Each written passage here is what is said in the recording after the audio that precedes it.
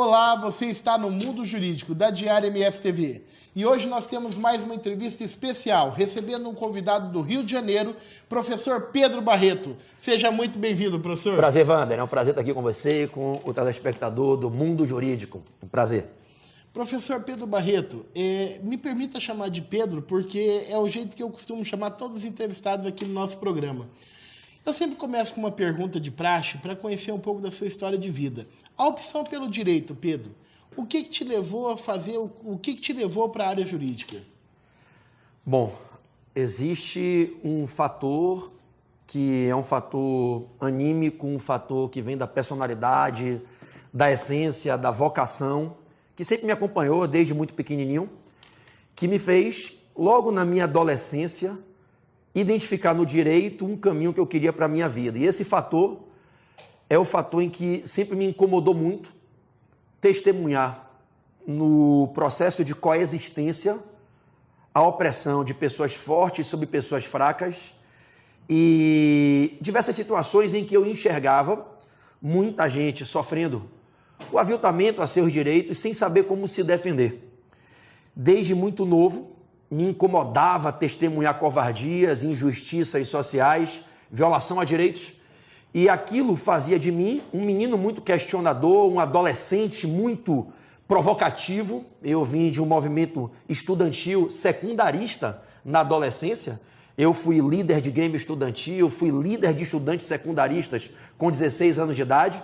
E quando começou a florear na mente a ideia de fazer um vestibular, eu sou filho de uma médica bem conceituada, de um geólogo, engenheiro. Eu me recordo que um dia minha mãe virou para mim e disse assim: meu filho, esse seu espírito tão questionador, esse seu jeito de querer se meter no problema de todo mundo para tentar resolver, essa sua mania de não aceitar ver uma injustiça, eu acho que você não vai se dar bem de branco com um jaleco, me acompanhando pelos hospitais e plantões da vida. E meu pai disse: eu acho que as minas e os campos da geologia também não vão ser o habitat em que você vai ser feliz. E meu pai e minha mãe, quem mais me conhecia, pai e mãe é quem melhor conhece filho, disseram: experimente conhecer o que é o direito. E não obstante, a gente não tinha advogados na família. Quando eu passei a entender rapidamente o que era o direito, eu falei: é isso que eu quero para mim. Eu quero entender esse fenômeno e estudar essa ciência que vai me permitir, através dela, combater injustiças. E quando eu entendi o que significava ser advogado, você que me assiste agora, em todo o estado do Mato Grosso do Sul, advogado, aquele que leva a voz, advocare, para postular a quem pode oferecer a proteção com base nas regras que se aplicam para proteger direitos que são violados. E eu bati no peito e falei: eu nasci para ser esse negócio aí, eu quero ser esse tal de advogado. E eu perguntei: qual é o vestibular que eu tenho que fazer para poder virar advogado? Aí me disseram: é o vestibular de direito. E aí não tinha outra escolha, amigo. Se você me desse uma aprovação em primeiro lugar em medicina, eu não ia querer. Eu escolhi ser advogado por essa questão, que é uma questão anímica, uma questão psíquica, uma questão adequada à minha personalidade, de um menino inconformado com injustiças sociais e que entendia desde muito novo, de uma maneira até precoce, que a minha missão de vida era usar o meu dom e o meu talento, a minha capacidade de falar ao coração das pessoas, para tentar levar alento, levar esperança a todos aqueles que precisam e sozinhos não conseguem chegar. Eu sempre acreditei, Wander, e a você, telespectador aqui do programa Mundo Jurídico, eu sempre acreditei e ainda acredito nisso, que existem dois tipos de pessoas no nosso processo de convívio no mundo, na sociedade em que a gente vive e naquela que está ali fora, que às vezes a gente não consegue chegar nela. Há dois tipos de pessoas: as que vêm ao mundo para pedir luz e aquelas que vêm para iluminar. Aqueles que vêm para pedir um apoio, uma orientação, e aqueles que vêm e se preparam para apoiar e orientar. É como num estádio de futebol, que é uma das minhas grandes paixões, em que uma multidão, milhares e milhares de pessoas vão gritar, aplaudir, alguns vão só observar, outros vão criticar, mas tem 22 que entram para jogar e um que entra para decidir. E eu falei: eu vim ao mundo para escrever a história e não para assistir a história. Eu vim ao mundo para levar a esperança e não para ficar atrás da esperança. Eu vim para levar o direito e não para bater palma para quem faz o direito. E aí eu falei: não tem para onde correr. Eu nasci para ser advogado. Pedro, isso é um depoimento forte. E esse é um depoimento inspirador. E você também leva pessoas, sua vida se tornou fazer com que pessoas se tornem advogados através de cursos preparatórios para a OAB, se tornem magistrados através de cursos preparatórios para a magistratura. E como advogado, muitas vezes você chega numa sala de audiência e encontra um magistrado que diz assim: eu estou aqui, mas eu não tenho inspiração, eu não tenho vocação. E eu acredito que isso é um dos maiores perigos que você pode ver para alguém que está cumprindo uma carreira. Como que é a sensação de ver alguém que está lá como magistrado e que não consegue ter essa vocação ou que não se identifica com essa vocação para a carreira que ele seguiu? Aí a gente tem que saber fazer a distinção entre o problema e uma eventual, possível e adequada solução para esse problema que existe. É real. Não só para um magistrado. Você colocou, por exemplo, um magistrado, mas a gente pode falar para qualquer tipo de situação da vida em que certa pessoa, por alguma razão, chegou a certo patamar, a ocupar certo cargo, exercer certa função e que não é a sua vocação.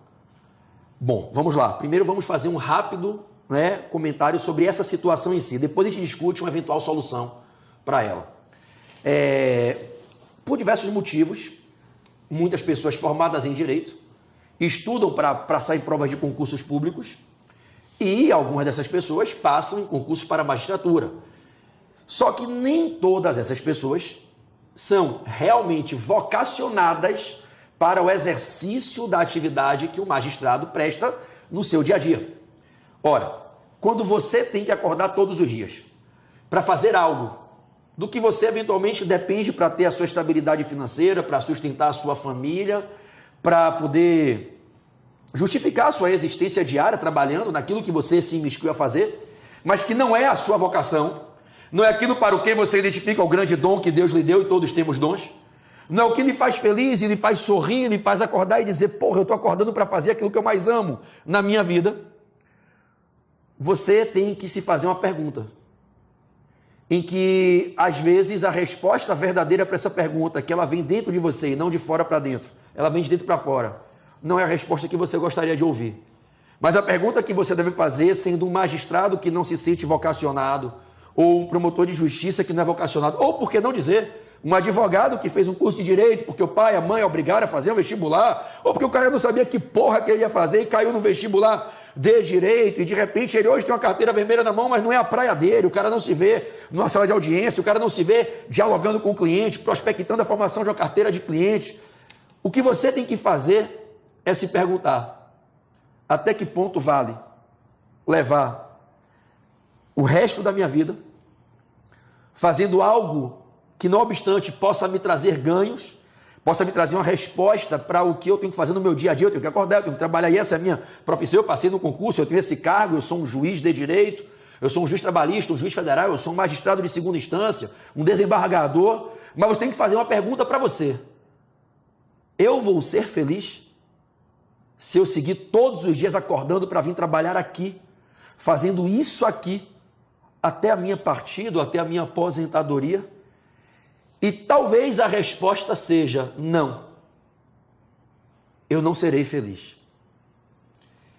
E não adianta você dizer da boca para fora para agradar o presidente do tribunal, para agradar a sua esposa, o seu marido, ou para fingir que agrada a si mesmo. Não, eu estou muito feliz, eu vou ser feliz. Porra nenhuma, se não é a tua vocação, se não é o que te dá tesão, irmão, se não é o que faz o teu olho brilhar, como o meu olho brilha quando eu entro na sala de aula, ligo o microfone e minha veia pula, e eu posso estar com 40 graus de febre, 2 noites sem dormir, e é o tesão que me move, cara, me faz suar e ter tesão e prazer, um orgasmo intelectual. Se isso não é o seu tesão, cara, você tem que ser verdadeiro com você. E aí, quando você identifica que essa não é a sua vocação e que não é isso que lhe faz feliz, você tem que fazer uma escolha. E essa é uma das escolhas mais difíceis para uma grande quantidade de pessoas na vida. E falar de magistrados é muito pouco para o tamanho do que a gente está colocando sob uma análise, uma perspectiva psíquica. Eu poderia estar fazendo essa pergunta no meio de médicos, Perfeito. Poderia estar dialogando com engenheiros, com colegas do jornalismo, com você que está aqui me entrevistando, não na sua vertente de advogado, mas de um profissional que vive o dia a dia da imprensa e do relacionamento com o público. Eu poderia fazer essa pergunta com 40 anos ao meu pai, que tem 80, que é geólogo. Eu poderia perguntar à minha mãe, que é médica, que é pediatra, que tem a vocação de cuidar de crianças, a um veterinário que é apaixonado por animais. E quando você se faz essa pergunta, independente se é um magistrado, um advogado ou quem quer que você seja, e você se pergunta, e a resposta é, eu não tenho essa vocação e eu não sou feliz fazendo isso, não é isso que me leva à plenitude da felicidade, você tem que fazer uma escolha. Ou você toma coragem de buscar um outro caminho que impõe para muita gente. Imagina você ser concursado, um outro caminho em que você precisa renunciar ao que você tem e abrir mão do que eventualmente lhe proporciona resultados dos quais eventualmente você depende para buscar a sua felicidade. Ou então você abre mão de ter o direito de, nessa única vida que você tem aqui no plano terreno, e falo única respeitando todos os amigos que acreditam em teorias como a da reencarnação, não é o caso de entrar nesse leque de comentário, mas pela crença que me guia, e respeitando a diferença, a vida é uma só e não tem bis, é um trânsito curto de quando você chega até quando você parte, e é você quem escolhe. Se você quer passar o resto da sua vida acordando todos os dias para fazer aquilo para o que você não é vocacionado, ou se você decide fazer uma quebra de valores, uma ruptura, e arrisca recomeçar para buscar o teu sonho. Antes de passar para a próxima pergunta, eu vou dar a resposta que eu sei que está na mente de muitas pessoas. Mas quem tem coragem de fazer isso? Você já viu alguém fazer isso?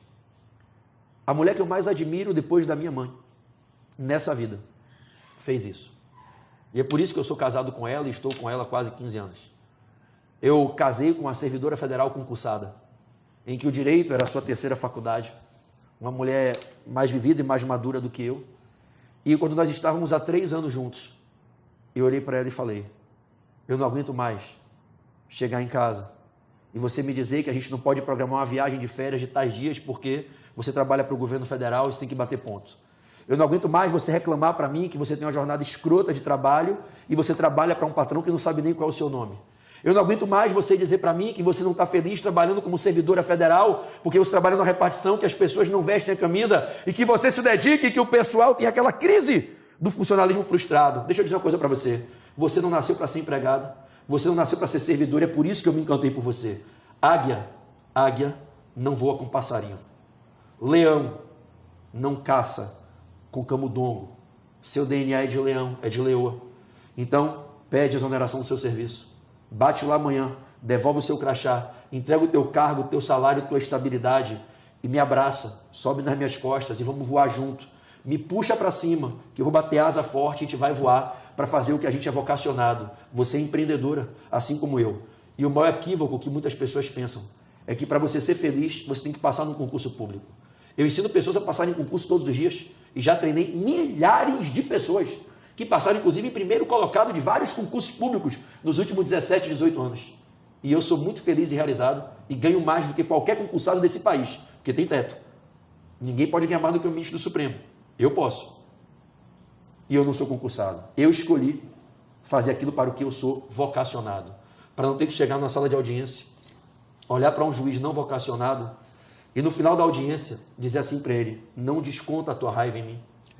Eu não tenho culpa da tua frustração, o jurisdicionado também não. Com todo respeito à vossa excelência, como ser humano, como magistrado, à carreira nobilíssima da magistratura. Não desconta a tua frustração e as tuas neuroses por acordar todo dia para bater ponto na vara.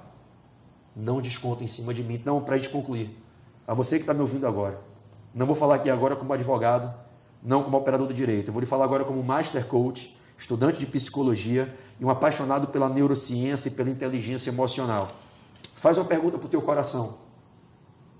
Você é feliz fazendo o que você faz hoje? Você que estudou para concurso, você se vê sendo feliz indo morar numa cidade que não é que você foi criado, o que você sonha, deslocado para uma comarca no interior com seu filho pequeno na escolinha e depois de 2 anos mudando, levando ele para outra escola? Isso vai te fazer feliz? Porque se isso não for te fazer feliz, pense até que ponto vale. Buscar num concurso, buscar na magistratura, em qualquer carreira, uma estabilidade profissional que aniquile e frustre as suas maiores expectativas de felicidade pessoal. Beleza? Excelente. Pedro, e você tocou num ponto aí da sua formação. A sua faculdade de formação em Direito, você é natural de qual estado? Eu sou natural de Salvador, Bahia. Não obstante minha esposa jure que eu vim de Marte. Ela fala, você com esse tesão que você tem 24 horas por dia, você veio de outro planeta, mas eu vim de Salvador, sou soteropolitano, Salvador, a cidade do amor, e fui para o Rio de Janeiro com 18 anos, estou no estado fluminense há 22 anos, e na cidade de Niterói, que a gente chama de Nikiti City, há 8 anos. E lá foi a sua formação, você se formou em qual universidade? Eu me formei em Direito em 2001, na finada, na extinta Universidade Gama Filho. Era a época uma das maiores faculdades da rede privada de ensino superior do país, mas por questões que não vem ao caso aqui abranger, adentrar, essa universidade faliu. Junto com ela foi a credibilidade dos meus muitos diplomas, meu curso de Direito, os meus 4 semestres do curso de Contabilidade, os semestres que eu estudei o curso de Psicologia não pude concluir e depois a faculdade fechou, algumas pós-graduações, mestrado, e a minha faculdade não existe mais. Você tocou num ponto, aliás, você falando da Gama Filho, o nosso conselheiro federal, meu amigo Alexandre Mantovani aqui em Dourados, era professor lá. Ele dava aula lá nos cursos de pós-graduação. Você falou do Alexandre Mantovani, me permita um corte, porque eu não posso permitir que prossiga a pauta sem fazer um comentário. Alexandre Mantovani é um dos mais nobres expoentes, não só da advocacia sul-mato-grossense, mas desse Brasil transformador que a gente quer. Eu me apaixonei pelo trabalho dele, conhecendo ele numa palestra em Manaus há algum tempo, e o que me encantou foi a sinceridade das colocações dele com o coração. Alexandre é um cara que fala com o coração. Diferente de muitos advogados que falam com a boca ou falam por um papel, com um discurso retoricamente maquiado para falar o que se quer ouvir. Alexandre fala o que se precisa ouvir. E eu me afino e me irmando com pessoas como ele. A primeira vez que eu vim a Dourados foi através de um convite feito por ele. A gente se encontrou nesses aviões da vida, num evento em Manaus. Eu nunca tinha conhecido ele, não obstante já sabia sobre o trabalho dele. E fizemos um evento no mesmo local, participamos do mesmo evento lá em Manaus e fomos depois almoçar com o pessoal da Jovem Advocacia, que é uma paixão que eu tenho, e ele também. Um cara que tem o espírito jovem sempre florescendo. E eu me identifiquei muito com ele, se tornou um bom amigo. Eu aprendi, não sei se você compartilha dessa filosofia, se o telespectador compartilha dessa filosofia, eu aprendi que os amigos verdadeiros são aqueles que têm afinidade de alma, são os que são afins espiritualmente. E não aqueles que estão no seu dia a dia necessariamente. Você convive no dia a dia com pessoas por quem você não tem um pingo de afeto. Pessoas que se sumirem de repente, você não vai nem lembrar que existem. Ao passo que existem pessoas com quem você às vezes não se encontra, não tem o privilégio do abraço físico, do encontro carnal, mas que você seria capaz de sofrer pela dor delas, se entregar pela necessidade delas e estar sempre orando pela felicidade delas, como você faz pelos seus próprios filhos. Esses são os amigos verdadeiros, que são os irmãos de laços espirituais. E o professor Alexandre Mantovani é um desses bons amigos que a vida me deu. Não, e que orgulho, tem orgulhado toda a nossa cidade, o nosso estado, pela representatividade. E eu sou suspeito em falar porque tenho por ele esse mesmo carinho, nessa mesma medida, das coisas intensas que acontecem, porque esses são amigos que você demora anos sem vê-los. Quando você encontra, conversa como se tivesse falado com ele ontem. Exatamente. Tivesse contato com ele ontem. Pedro, a sua formação na Gama Filho, como profissional de Direito, e você lá também, durante a faculdade, teve participação no Grêmio? Como que foi? Pela vocação que eu lhe falei aqui no início, né, na primeira pergunta, de liderar, de querer conduzir pessoas em prol de objetivos que eu reputaria como objetivos nobres e causas em prol da coletividade, eu rapidamente ascendi uma liderança estudantil grande.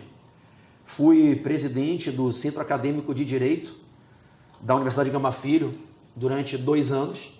Na época, o nosso estatuto não permitia que houvesse uma condução para um triênio, para um 3º ano. E foi incrível, porque quando teve a eleição, eu ia fazer a sucessão.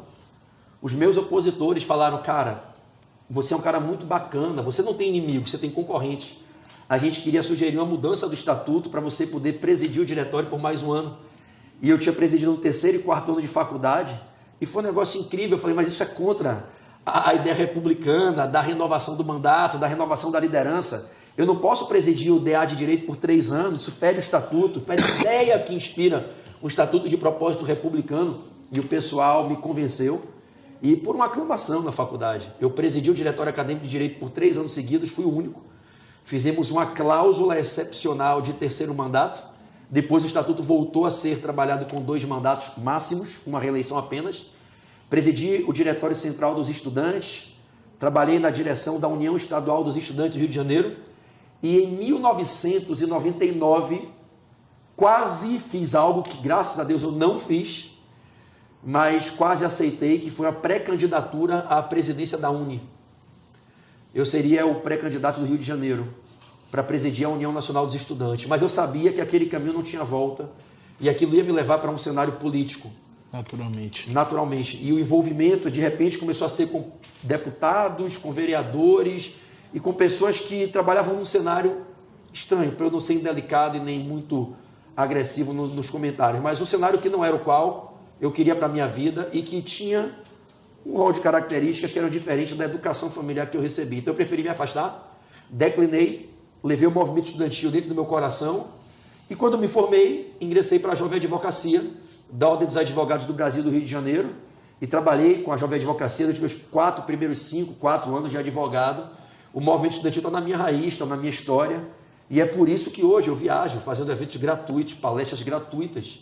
Eu estou aqui em Dourados hoje para fazer uma conferência de abertura na Semana Jurídica, a 39ª Semana Jurídica aqui, né, de Dourados e da Grande Dourados, da região, pela Unigran, e não cobrei nada, e você não recebe honorários. Os honorários que você recebe são in labor, são in spiritam, como a gente brinca, é o carinho, é o amor das pessoas, é a certeza de poder compartilhar essas reflexões, deixar um legado e olhar para Deus de noite no hotel, cansado, na hora de dormir, sozinho, como sempre, e olhar para Deus e dizer, missão cumprida, Pai. Então, hoje foi mais um dia que eu venci. Mais um dia com a Jovem Advocacia, com essa meninada aí do movimento estudantil, que é o que me move, é o que me dá tesão. Você tocou num ponto, Pedro, da sua formação de cursos e tal, para que a gente possa explicar para quem está nos assistindo, graduado em Direito, advogado, mas você tem várias outras formações. Formação não, eu não consegui concluir os 2 outros cursos, então a minha formação eu não posso me apresentar como algo que eu realmente não titularizo, não é? Então eu não consegui concluir o curso de contabilidade, não é? Na época foi por uma questão pessoal, eu acumulei o curso de contabilidade com um mestrado em Direito e um MBA na FGV.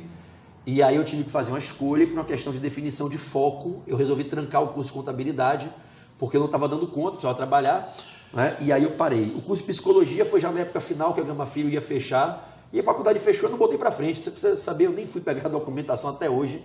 Foram 4 semestres em que eu aprendi muita coisa, minha mente se abriu para um universo de conhecimentos que hoje me são servientes no ensino jurídico, inclusive. Mas, conclusão, para que fique bem claro para o público, eu tenho a conclusão perfeita, acabada, com todos os títulos na área jurídica e na área do coaching. É isso. Então, vamos lá. Mestre em Direito. Mestre em Direito. E essa uma série questão de pós-graduações, MBAs em Direito. E essa questão do coaching, como que funciona? Explica para a gente. O coaching foi a escolha mais feliz da minha vida.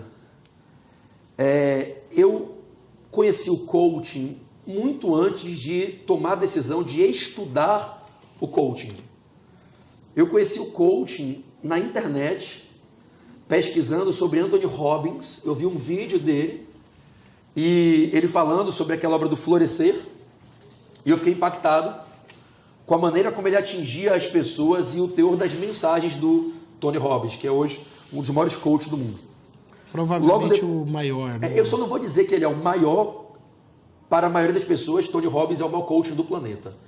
Mas eu acho que hoje a gente tem Nick Vujicic, Nick, no arms, no legs, um homem que nasceu sem braços e pernas, veio ao Brasil agora recentemente. Eu acho que o Nick alcançou um nível de maturidade no manejo dos princípios do coaching e na aplicação das ferramentas de coaching hoje para macro públicos do mesmo nível de qualidade que o Tony Robbins faz. Então hoje eu sou um daqueles que coloco Nick Vujicic no mesmo patamar de Anthony Robbins, ainda que o reconhecimento dos dois ainda não esteja na mesma linha, ainda que o livro A Vida Sem Limites do Nick Vujicic foi o 4º livro mais lido no planeta no último e no penúltimo ano. Só perdeu para a Bíblia, para o Corão e infelizmente, eu tenho uma vergonha falar isso, para 50 tons de cinza. Eu conheci o coaching assim, mas tudo tem um tempo certo. Eu era aquele menino que eu namorava o coaching, mas ainda não estava pronto para entrar de cabeça. Até porque eu sou muito intenso. Eu sou um cara que eu sou 99% paixão e 1% também. Eu sou aquele cara que em tudo que eu faço eu sou exageradamente apaixonado. Eu sou aquele cara que se eu gostar de você hoje, eu chego no aeroporto ali, eu vou chorar copiosamente de saudade de você. Eu sou aquele cara que quando eu ficava com a menina, eu declamava poesias. Eu me apaixonava de noite e chorava de manhã, implorando um beijo no dia seguinte. Eu mandava flores no primeiro encontro. Aquele último romântico do Lulu, exagerado do Cazuza. Então eu sabia que quando eu entrasse no coaching não tinha volta, e não teve. E foi aproximadamente em 2009, fazem quase 10 anos, que eu resolvi estudar coaching. E a transformação na minha vida foi impactante. Eu tive um privilégio de conhecer e sugiro que todos vocês que me assistem conheçam o trabalho dele. É, para mim, o maior coach do Brasil, ainda que não seja reconhecido como tal. Para mim, está no mesmo nível de um Paulinho Vieira, de um Bernardinho, do Nicolas, de tantos outros, que é o Nelson Vieira, que foi um dos caras que ajudou a levantar o nome do Instituto Brasileiro de Coaching, IBC, do Zé Roberto, e depois fundou a Companhia Brasileira de Coaching, a Cibra Coaching, que hoje é sediada em Belém do Pará. E eu tive o privilégio de fazer uma formação com o Nelson. E quando eu fiz a formação com o Nelson, eu estava passando por uma crise muito grande no meu casamento, e o Nelson me fez entender que o coaching não era apenas um instrumento para eu transformar a vida de pessoas, ou, vamos ser corretos, né? O próprio coaching ensina, a gente não transforma a vida de ninguém, para que a gente possa ajudar pessoas a que elas mergulhem em si mesmas e transformem suas vidas. Mas mais do que ajudar pessoas a transformarem suas vidas, o coaching poderia me ajudar a transformar a minha vida. E o coaching chegou na minha vida nos momentos mais difíceis, em que eu estava desistindo do maior patrimônio que eu tenho e o maior tesouro que eu tenho, que é a minha família. E foi, eu não tenho dúvida nenhuma, o que nem com a fé e com a religião eu encontrei. Foi com o coaching que eu encontrei o resgate dos meus propósitos familiares, e foi quando a minha vida pessoal deu uma reviravolta. Eu não tenho nenhuma dúvida de lhe afirmar. Não foi religião que eu pratico, não foi igreja que eu frequento, não foi a Bíblia que eu estudo, foi o coaching. Quando as pessoas me perguntam, para mim o coaching tem um poder transformador mais forte que a religião. E eu passei a estudar. E fui fazer uma formação na Sociedade Brasileira, depois da Flora e do Vilela. Né? Fiz uma formação com o Sampaio. Depois fui estudar o coaching em praticamente todas as instituições aqui no Brasil. Fui estudar com a Behavioral, fui fazer com a International Coaching, Company of Coaching na Flórida. Fui estudar com o Timothy Galloway na Califórnia. E aí não tem mais volta, cara. Quando você entra no coaching, não tem volta. Não tem como voltar. Não é? Porque o coaching, ele é um processo que ele faz você se superar diariamente. É aquilo que a gente diz no coaching. Me permita falar inglês, e para quem não entende o inglês eu traduzo. Qual é um dos mandamentos basilares do coaching? Superação. I need your best self every day, all time, day by day. I need your best self every day, all time, day by day. It's Monday to Monday. Eu preciso do seu melhor todos os dias, o tempo inteiro, de domingo a domingo. E o coaching faz você acordar com vontade de se superar, de dar o seu melhor, de ser a sua melhor versão. E quando você aprende a ser a sua melhor versão, as pessoas se apaixonam por você. Você se apaixona pela sua melhor versão, porque você é obra de Deus, cara. E a obra de Deus, ela é perfeita, só que às vezes as suas fraquezas ocultam a beleza dessa obra feita. E o coaching me ensinou a todos os dias acordar para ser a minha melhor versão. Então eu acordo todo dia para ter tesão de viver cada dia como se fosse o último da minha vida e tentar ser o melhor em tudo que eu faço. E de repente eu passei a ter vontade de ser o melhor pai, o melhor marido, o melhor patrão, o melhor sócio, o melhor palestrante. É óbvio que eu tenho defeitos como todas as pessoas têm, muitos. Alguns eu preciso urgentemente melhorar, mas o coaching trouxe algo para a minha vida, um propósito diferente. Todos os dias querer acordar para ser a minha melhor versão. E é com esse pensamento que eu hoje ensino pessoas que elas podem sim ser a melhor versão delas. I need your best self every day, all time. Day by day, Monday to Monday. Let's do it. Isso é fantástico. Você consegue. Pedro, e foi nessa imersão no coach que eu posso falar no foco, força e fé? Eu não sei o que vem primeiro que quem na essência.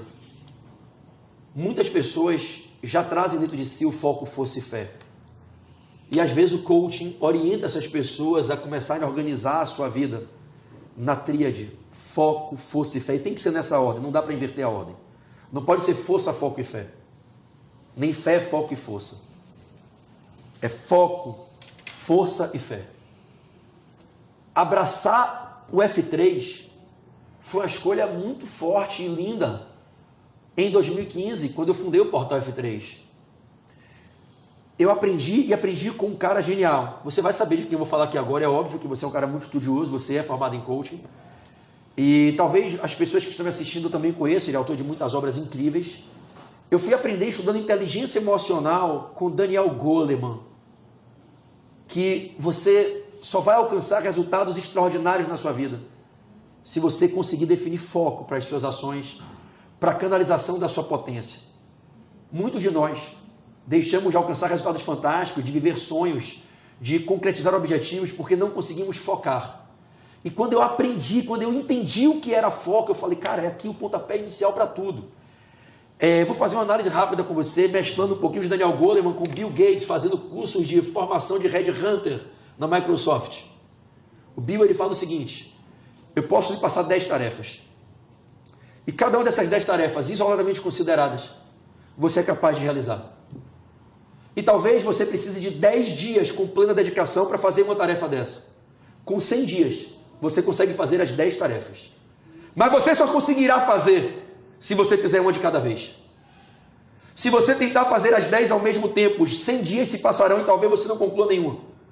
Ao passo que quando você olha para a primeira tarefa e diz, Mr. Bill, can you wait for me for the second? Let me look for the first, only the first. E aí você olha apenas para a primeira. E aí você joga toda a sua força e energia na primeira. Você fecha ela em 10 dias. E quando você faz isso, 10 by 10, após 100 dias você concluiu as 10 tarefas. Ao passo que pessoas que às vezes têm mais força e melhor habilidade que você, por não conseguirem focar, dissipam sua energia e não conseguem realizar nenhuma. E é a história dessas pessoas ao final de uma vida, quando você lê o livro da vida, é de pessoas de grandes feitos e pessoas que ficaram pelo caminho. Um porque soube focar, o outro não. É como o lenhador que tem um machado e entra num grande campo. E o dono daquele pomar diz a ele, eu preciso que você derrube uma árvore para eu ver que você é capaz. Existem 100 árvores e você tem 5 minutos. Algumas árvores têm troncos mais duros, outras mais tranquilos, que às vezes com 2, 3 machadadas você derruba. Mas nenhuma delas terá um tronco tão duro que se você não se esforçar, você não derrube dentro de 5 minutos. E o cara que não consegue ter foco, ele sai com o machado, bate uma, essa é dura, outra é dura, essa é um pouquinho mais mole, aí o tempo acaba, ele não derrubou nenhuma, enquanto ao passo que quem tinha foco, pegou a primeira árvore, pau, pau, pau, e na mente dele estava, você consegue, se você der o melhor de si, derrubar uma, por mais dura que seja ela, isso é foco, cara.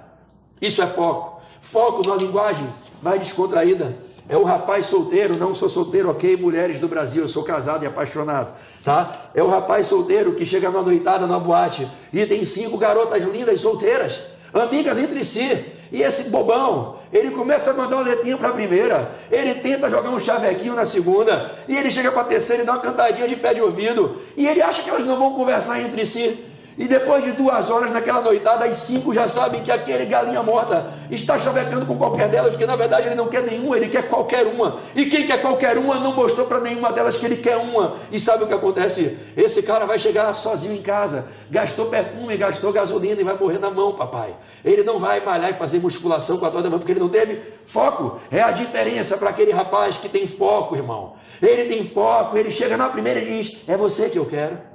Aí vem a segunda, aquela amiga dela que no linguajar mais descontraído, a gente chama de furadora de olho, e dá um sorriso para ele, ele fala, olha só, você não entendeu, é a sua amiga que eu quero e não você, não faz mais isso.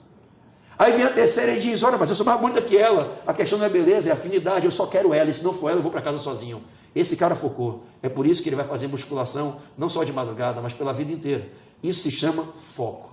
Você tem que começar todas as suas ações definindo para onde você está indo, sendo capaz de segregar o que está em volta, os fatores prejudiciais, os fatores extorsivos de energia e colocar sua mente direcionada para esse objetivo. O cara que quer passar na prova do AB, que vira para mim e fala, mas eu tenho monografia, eu tenho estágio de então vai para puta que te pariu, você não merece passar. Define teu foco, porra, e coloca a tua energia no teu foco. Colocou energia, aí você tem que entender a força. Porque se o teu foco te leva a algum lugar muito extraordinário, uma coisa é querer subir mesmo, irmão. Uma coisa é querer subir no topo da montanha. Onde você quer subir? Você quer ganhar 5 mil ou 500 mil por mês? Você quer ser amado por 5 pessoas ou por uma multidão? Você quer ajudar alguém ou o mundo inteiro? Porque se você quer chegar em algum lugar muito extraordinário, você tem que se dispor a condutas extraordinárias. E essas exigem muita força. E qual é o erro da maioria das pessoas? Acharem que não são capazes de andar sentindo dor. Acharem que não tem força. Acharem que é lá fora que elas têm que buscar o que Deus colocou no coração de cada um. Você não é forte, você é fortaleza, foco, força. E aí, irmão, para quem como eu, encontra na religião um dos fundamentos de vida, segura na mão de Deus. Segurar na mão de Deus não é botar a mão com pires esperando esmola, tá? O Deus no qual eu creio não manda gabarito de prova, não manda dinheiro, não manda emprego, mas segura na mão dele que ele diz assim: filho, faz tua parte que eu faço a minha. Bota o barco para dentro da tempestade, arriba esse barco que eu estou sentado, e quando eu estou no barco, o barco não vira. Vai em frente que eu estou aqui. A fé, diz a Bíblia, é o fundamento da esperança. O meu início foi difícil, como para todo mundo, não é fácil para ninguém, a não ser para quem tem eventualmente uma oportunidade, já pegando a carteira da ordem, ser abençoado, entrando num grande escritório, apadrinhado por alguém que possa patrocinar os custos de manutenção do seu primeiro escritório.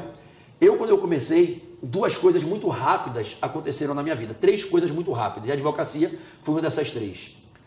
Eu me formei em 2001. A minha colação de grau, a festa e a solenidade foram no dia 22/2 de 2002. Tudo 22, irmão. Dá para entender porque eu sou um pouco maluco, beleza, né? 22 está no meu DNA, 22/2. E na solenidade de formatura, na entrega dos canudos ali, na festa de formatura, a então diretora do curso de Direito, que estava se despedindo do curso, e que foi quem me acompanhou durante todo o movimento estudantil, anunciou com o consentimento da reitoria da faculdade, da Universidade de Gama Filho, a minha contratação. E eu, com 2 meses de formado, na solenidade, fui anunciado como novo assessor da direção do curso de Direito. Com 24 anos de idade, eu estava trabalhando na direção do curso de Direito, coordenando atividades complementares, promovendo palestras, seminários, eventos em que eu levava os meninos que estavam chegando no 1º e 2º ano para conhecer o Tribunal Marítimo, conhecer o sistema penitenciário, ver júri simulado, assistir audiências. Então eu tive que me dividir com 24 anos entre o mestrado, que eu passei em primeiro lugar no mestrado e ganhei uma bolsa para poder fazer o meu primeiro mestrado, me dividia entre o mestrado, me dividia entre o meu trabalho como assessor da diretoria do curso de Direito da Universidade de Gama Filho, coordenador de atividades complementares da instituição, o início de advocacia que eu procurei fazer na área consultiva.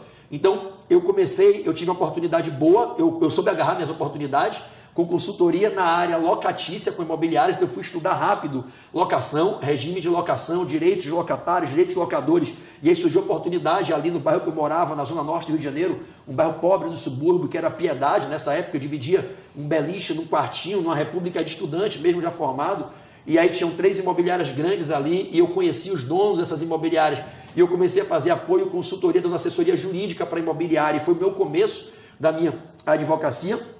E é óbvio que quando caía qualquer tipo de problema, uma causa civil para juizado, uma causa trabalhista, eu não pegaria penal, que era uma coisa que eu não queria fazer, não me identificava e não queria. Uma causa tributária, o que caía você faz. O advogado que está começando, ele é especializado em quê? Ele é especializado no quê? No QC, meu irmão, qualquer coisa. Sua especialização, você pode graduar em QC, em qualquer coisa, está começando, irmão.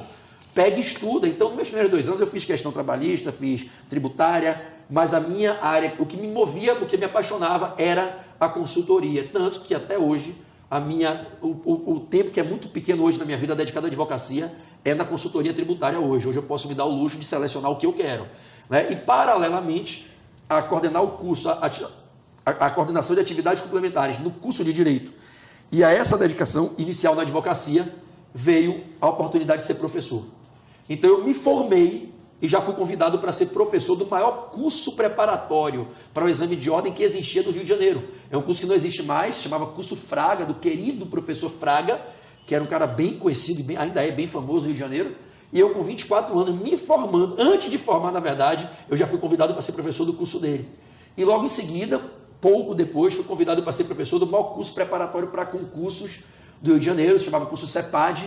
E com 25 anos eu era professor da Escola de Magistratura do Rio, Escola do Ministério Público, Escola da Defensoria, fui convidado para a Escola do Espírito Santo, da Bahia, e fui dar um dos maiores cursos do Brasil, foi meteórico.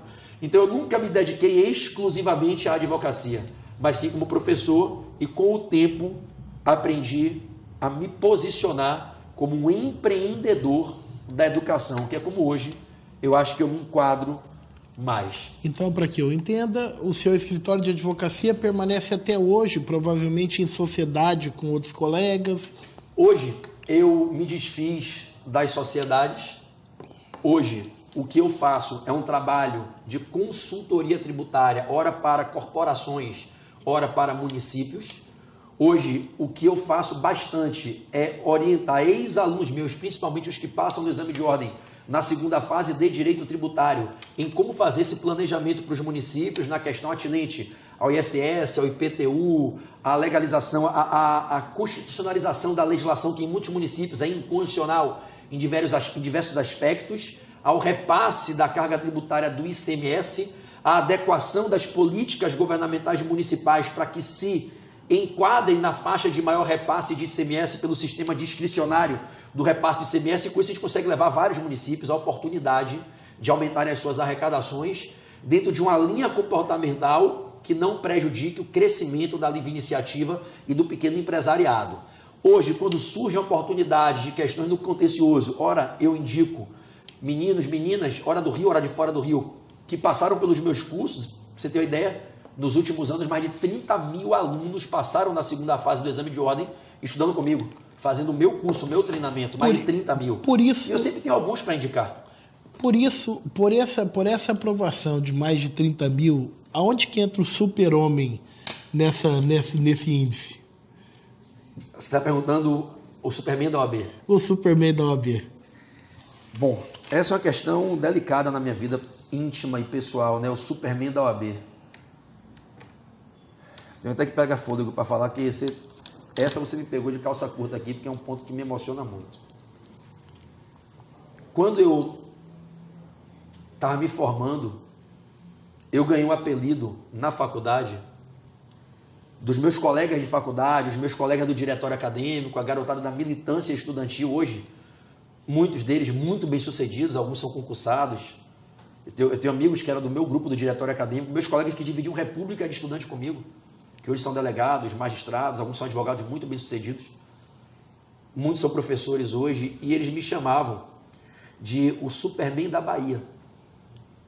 Eu era conhecido como o baiano da Gama Filho. A Gama Filho tinha muitos estudantes de fora naquela época, muitas repúblicas estudantis, muitos baianos. E pelo movimento que eu fazia na liderança estudantil, era o Superman da Bahia. E como eu me formando, passei a dar aula no maior curso preparatório para o exame da OAB, com 23 para 24 anos. Minhas primeiras aulas lá no curso Fraga, eu tinha 23 anos, era um menino, um pirralho, um moleque. Hoje eu com 40, vou fazer 41, olho para trás e falo, caramba, tinha um topete grandão, usava um cavanhaque, era todo bombado, não era pai, não tinha filho, era outra vida, ainda morava numa republicazinha, num beliche, dividido num quartinho com meu grande amigo Jean Charles, advogado, lá em Minas Gerais, o mineirinho, meu irmãozinho de coração.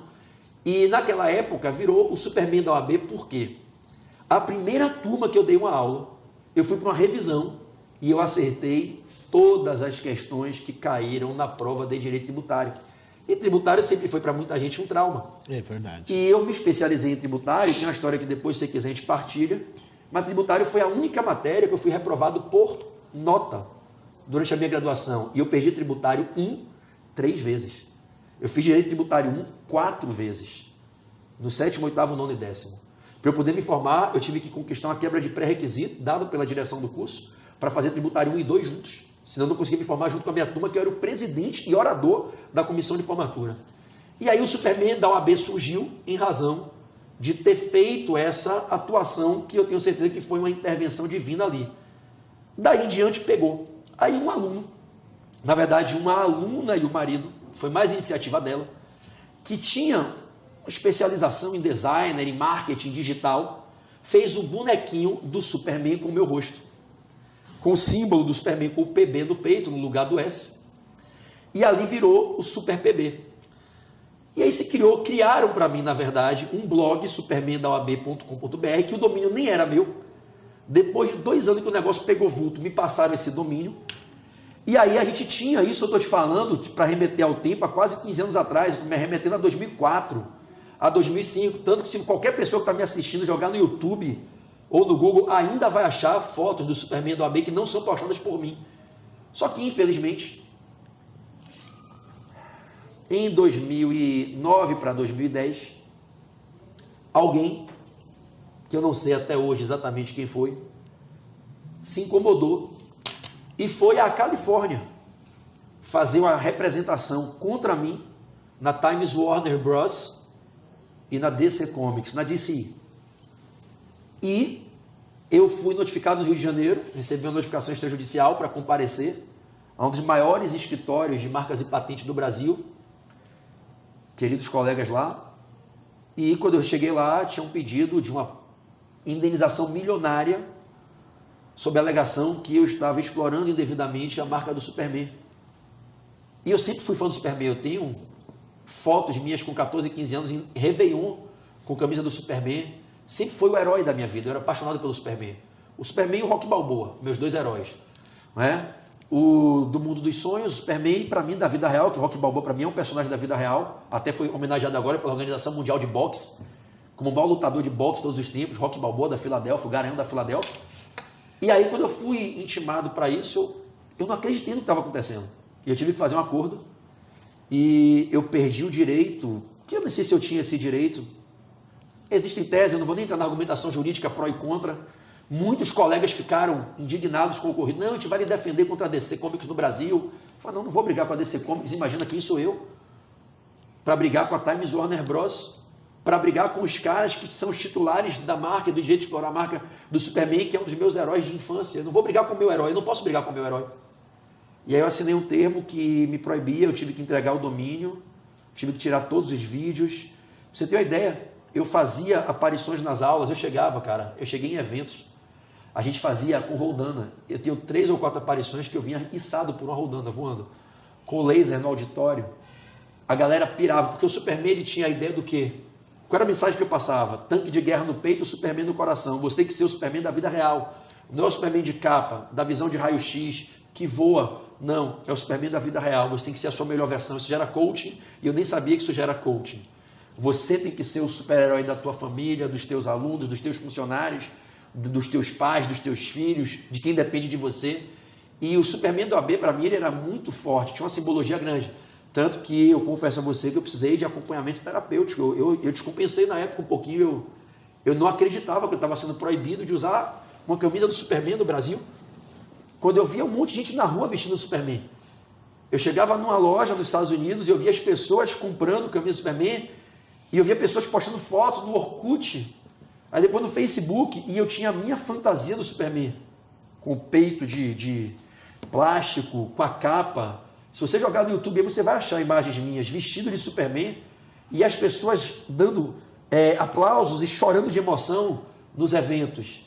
E até hoje, aonde eu chego, até hoje, as pessoas, e aí, Superman? Até hoje, aquela galera que foi aluno meu, das antigas. O lado mais engraçado para a gente concluir esse painel, de tudo isso, é que minha filha,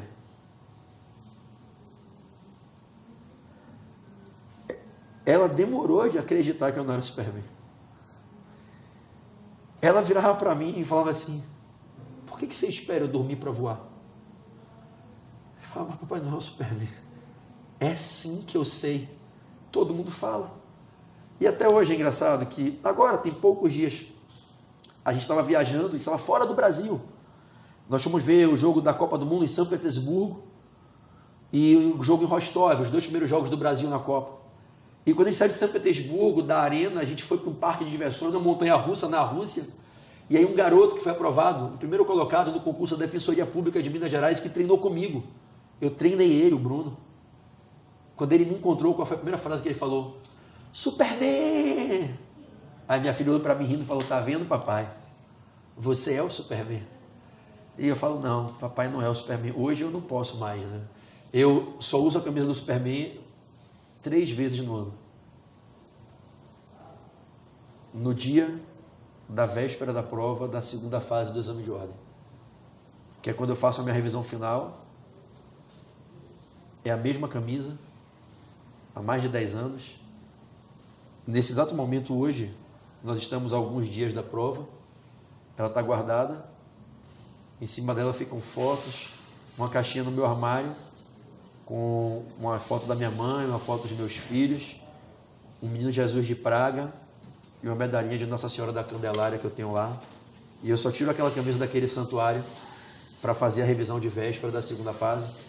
E aí, quem quiser que diga o que quiser, naquele dia eu incorporo, meu irmão. Minha ligação com Deus ela não cabe em explicações, são coisas que subvertem a lógica. E aí eu entro num transe, como eu estou agora em transe aqui falando com você, nem te olhando. E eu dou aula que às vezes eu fico assim parado, como se fosse uma pessoa literalmente doente, meu irmão. E eu vou falando os assuntos. E vai vindo aqui, ó, meu irmão. Parece que é uma voz que sopra. E aí quando você chega ali, sai a porra da prova. É um negócio que não tem explicação. Foi uma dessas porradas que a vida dá, mas a gente tem que se levantar, né? É tomar porrada e conseguir seguir em frente, né? Claro. Bom, você falou da sua filha, tem uma relação muito próxima sua, ela, e aí nós temos algo em comum, o Flamengo, né? Como que é? Só fazer um adendo, eu tenho 2 tesouros que eu amo na mesma intensidade. Pedrinho, que tem 11 anos. Engraçado eu chamar Pedrinho aqui, né? Eu sempre fui Pedrinho. Meu pai é Pedro Barreto, eu sou Pedro Barreto e meu filho é Pedro Barreto. Meu pai era Pedrão e eu era Pedrinho. Quando meu filho nasceu, tomou minha identidade. Mas eu não consigo chamar ele de Pedrinho, é engraçado, porque Pedrinho sou eu. E eu chamei ele de Pedrinho aqui agora. Eu chamo ele de campeão. Eu só chamo meu filho de campeão. Uma crença de incentivo desde pequenininho. Eu em casa, campeão, campeão, cadê você, campeão? Oi, campeão, papai. Então eu tenho o meu campeão, que tem 11 anos, vai fazer 12, está acabando a infância dele. E tenho minha princesa, Laizinha, que tem 8 anos, minha bonequinha, meu pedacinho mais doce. E eles são a minha razão existencial. São esses 2 moleques.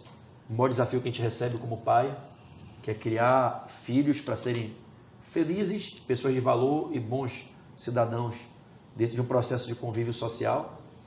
E tudo que eu faço é por esses 2, não tenha dúvida. É por eles que eu seria capaz de pular no meio de 30 jacarés, de nadar partindo para cima de um tubarão, seria capaz de me jogar de cima de um precipício, meu amigo, para criar o avião durante a queda. Por esses 2, eu acho que todo mundo que é pai e mãe ama seus filhos, é assim. Quanto ao Flamengo, o Flamengo é a minha maior paixão, cara. Eu amo futebol, meu pai foi jogador de futebol, meu pai jogou no Náutico, jogou no Sport, meu pai é pernambucano. E eu fui criado jogando futebol com meu pai, eu fui criado indo para estádio. E eu não só sou apaixonado por futebol, pela seleção brasileira, apesar de todos os pesares, eu sou patriota. Eu, como diz o velho Lobo, eu amo o verde e amarelo. Mas, meu amigo, o Flamengo é o meu lado irracional. Que todo mundo tem. O meu é o Flamengo, é a minha maior paixão. Eu digo que nenhum lugar do mundo me faz mais feliz do que a arquibancada do Maracanã, a geral do Maracanã. Eu vou lhe contar uma coisa engraçada aqui, que a maioria das pessoas que me acompanham hoje com 40 anos não sabe. Eu fui um dos personagens da torcida do Flamengo, da geral do Maracanã, durante anos. E o pessoal, às vezes, minha esposa mesmo não gosta que eu fale isso. Porque nem todo mundo interpreta de uma maneira positiva para um cara que hoje é coach, um advogado, mas o Flamengo é o Flamengo. Eu era o famoso bate-bola da geral do Maracanã. Dei entrevista em Globo Esporte, fantástico. Fui capa do Jornal dos Esportes, do Jornal do Lance, mais de 100 vezes. Eu ia com um bate-bola, que o bate-bola é aquele pirrô grandão que vai até a canela com os babados, um gorro grandão que tinha um pompom na ponta e um urubu de borracha na cabeça, até quando fecharam a geral. E eu vou para todos os jogos. A minha química com o futebol e com o Flamengo, ela transcende.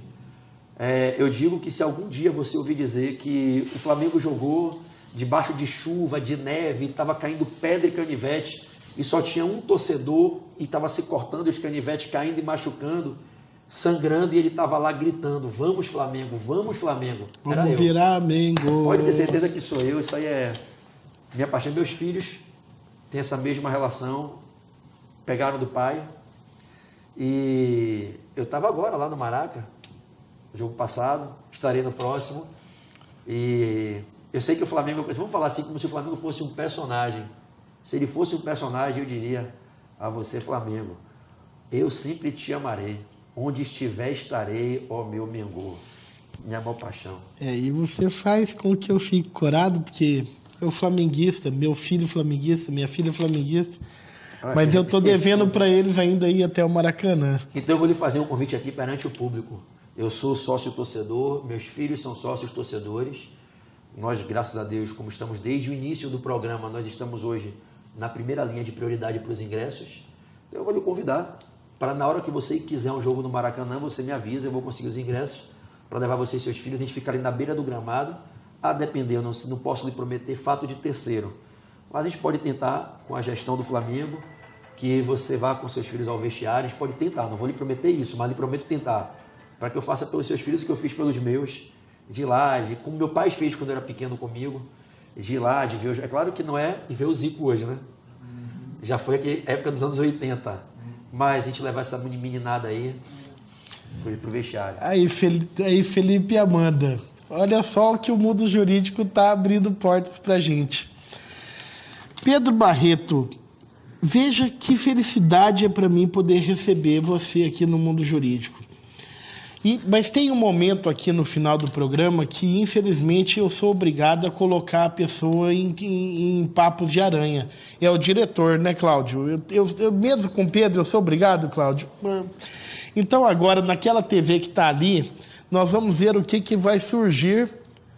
Como é que é cláusula de barreira na OAB? E aí, Pedro, como é que fica essa questão? Só depois de 5 anos que o advogado pode participar da ordem? Meu amigo, eu vou ser direto e objetivo. Não vou fazer rodeios, é final de programa, não vou cansar o telespectador. Sou totalmente contrário à cláusula de barreira.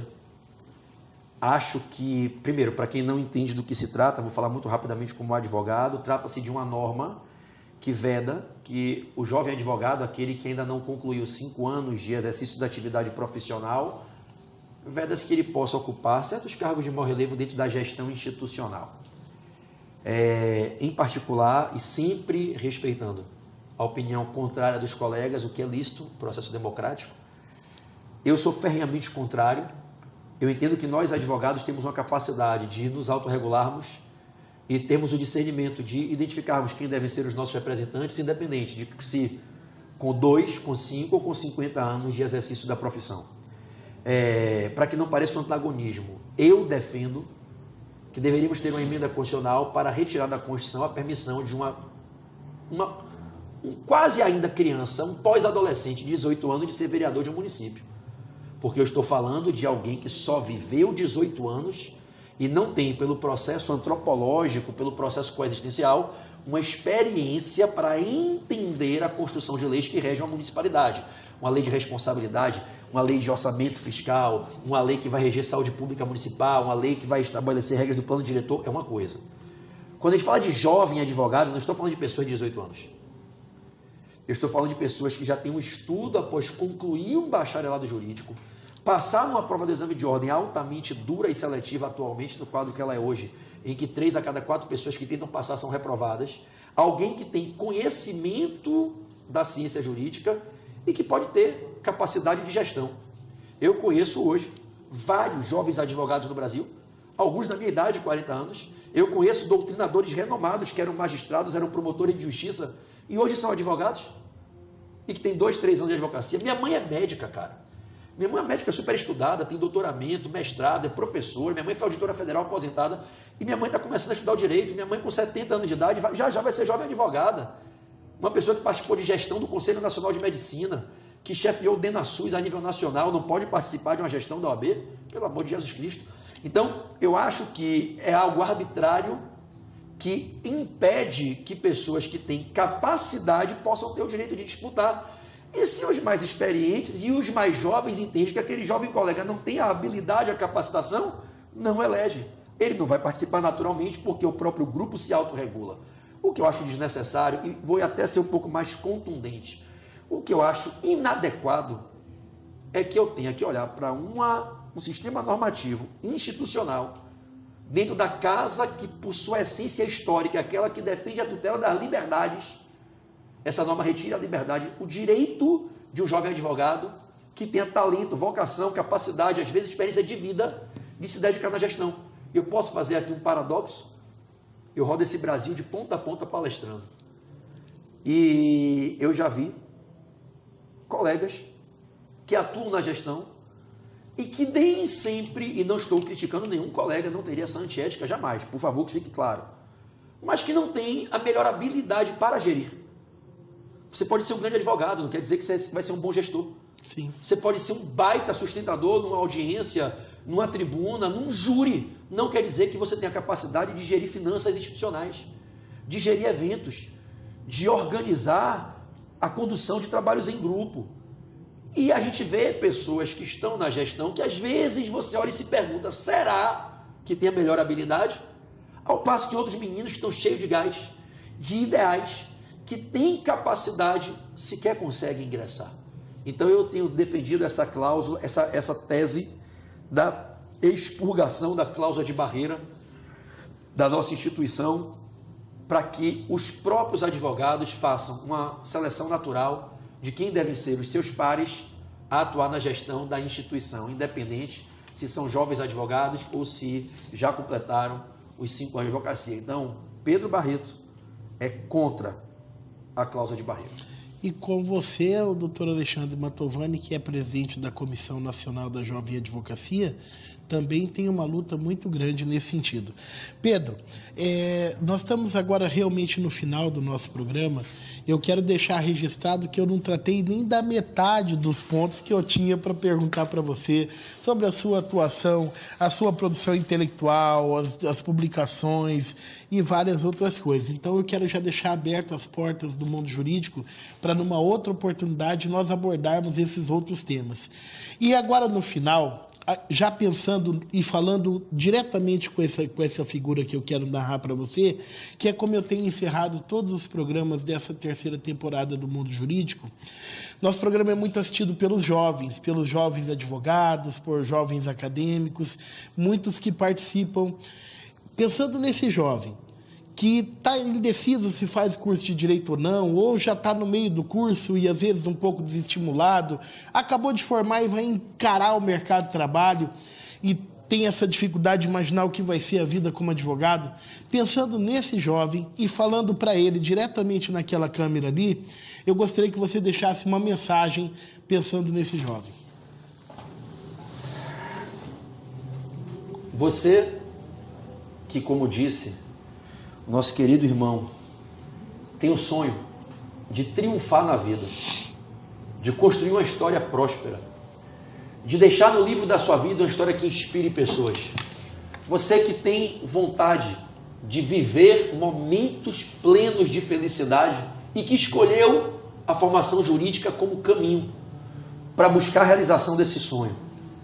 Eu quero dizer a você que você escolheu um caminho que é muito difícil, que vai ter muitos momentos que você vai sentir aflição, você vai sentir a acidez do caminho queimar sua pele, sua mente, seu coração, mas eu queria lembrar você que esse é o enredo que Deus escreve para todos os caminhos que levam a grandes resultados, e não só o caminho jurídico. Jamais se acovarde, jamais perca o elan e jamais deixe que abaixe a chama que te move a vencer e triunfar através do direito. O direito te remete a um caminho, sim, muito duro, mas qual outra carreira também não lhe remeterá? Existem dificuldades? Existem, mas elas nunca serão maiores que a sua capacidade. O caminho do estudo, não só do direito, o caminho do estudo é o caminho de busca do conhecimento, e quem estuda com continuidade forma sabedoria. E já diria Salomão, quando conversando com Deus, que a sabedoria é um dos mais poderosos bens que a gente pode requerer e receber de Deus. A sabedoria jurídica lhe capacita para entender as regras de convívio social e, conhecendo elas, lutar pelos seus direitos e defender os direitos daqueles que não sabem como se defender.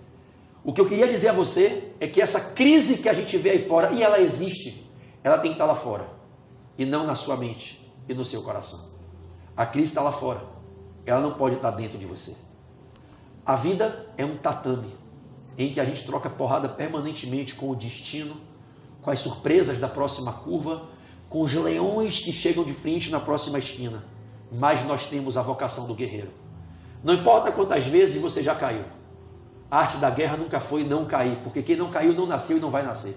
A arte da guerra é levantar e, mesmo sangrando, botar a guarda e seguir em frente, para o próximo combate.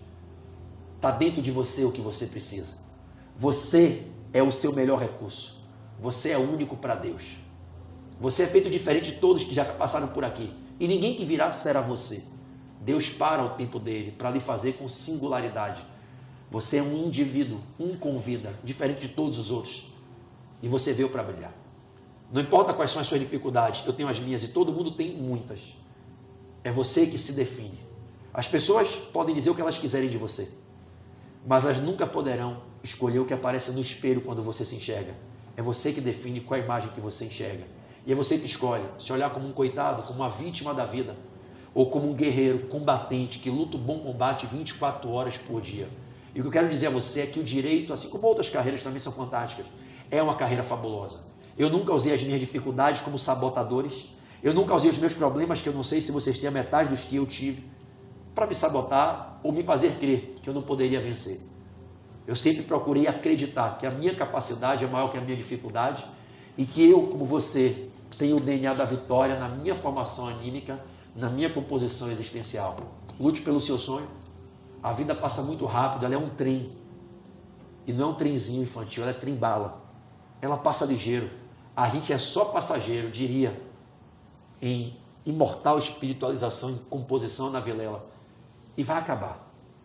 Faça valer a pena. Acorde todos os dias para dar o seu melhor. Você tem 24 horas do seu dia, assim como eu tenho. Como Bill Gates tem. Como Mark Zuckerberg tem. Como Larry Page tem. Como todos os grandes empreendedores têm. É você que escolhe o que faz com as suas 24 horas.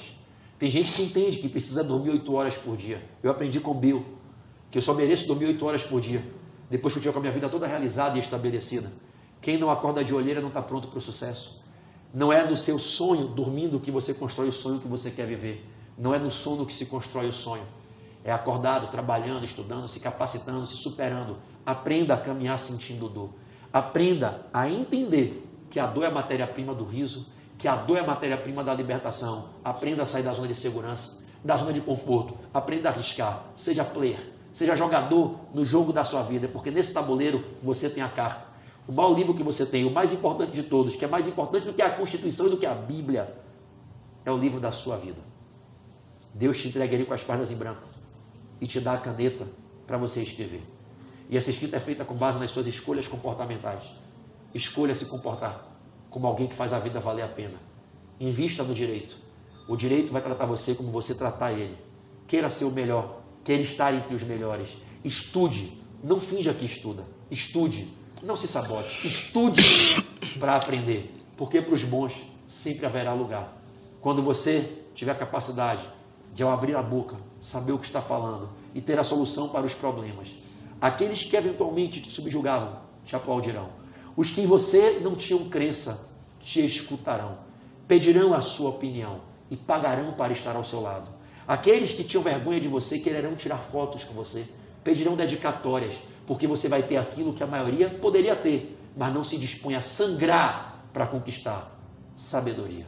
Então a você, jovem, e a você também não jovem cronologicamente, porque jovem de coração e alma todos somos eternamente.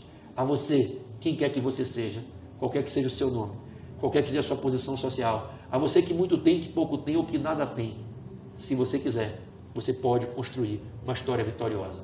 Os seus resultados serão decorrências dos seus comportamentos. O sucesso não escolhe pessoas, são as pessoas que escolhem o sucesso. Que Deus te abençoe e que sigamos juntos na construção de uma vida próspera para cada um, para nossas famílias e para uma sociedade livre, justa e solidária. E que sigamos com foco, força e fé. Pedro Barreto, muito obrigado. E você esteve aqui no Mundo Jurídico, na Diária MSTV. Até a próxima.